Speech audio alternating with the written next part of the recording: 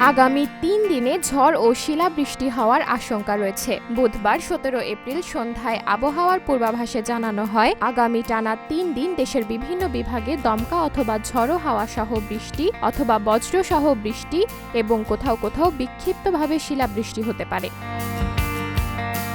সংস্থাটি জানায়, বৃহস্পতিবার ১৮ এপ্রিল সন্ধ্যা ৬টা পর্যন্ত ঢাকা, চট্টগ্রাম এবং সিলেট বিভাগের দু-এক জায়গায় অস্থায়ীভাবে দমকা অথবা ঝড়ো হাওয়া সহ বৃষ্টি অথবা বজ্র সহ বৃষ্টি হতে পারে। সেই সঙ্গে কোথাও কোথাও বিক্ষিপ্তভাবে শিলাবৃষ্টি হতে পারে। এছাড়া দেশের অন্যত্র অস্থায়ীভাবে আংশিক মেঘলা আকাশ সহ আবহাওয়া প্রধানত শুষ্ক থাকতে পারে। তবে রাজশাহী, পাবনা, বাগেরহাট, যশোর, চুয়াডাঙ্গা ও কুষ্টিয়া জেলাসমূহের উপর দিয়ে তীব্র তাপপ্রবাহ এবং ঢাকা, রংপুর, বরিশাল বিভাগ ও রাজশাহী ও খুলনা বিভাগের অবশিষ্টাংশের উপর দিয়ে মৃদু এবং মাঝারি ধরনের তাপপ্রবাহ বয়ে যাচ্ছে এবং তা কিছু কিছু জায়গায় প্রশমিত হতে পারে।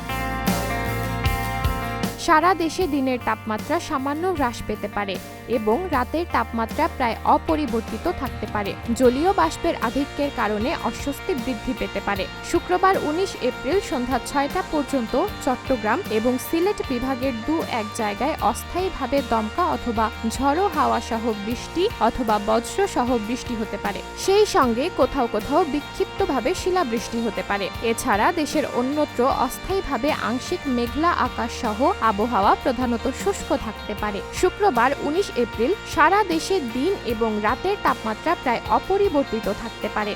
সিনপটিক অবস্থায় বলা হয়েছে, পশ্চিমা লঘুচাপের বর্ধিতাংশ পশ্চিমবঙ্গ ও তৎসংলগ্ন এলাকায় অবস্থান করছে। মৌসুমের স্বাভাবিক লঘুচাপ দক্ষিণ বঙ্গোপসাগরে অবস্থান করছে, তাই বর্ধিত ৫ দিন তাপমাত্রা বৃদ্ধি পেতে পারে। নিউজ ডেস্ক, সাবরিনা জলিল, সবার কথা।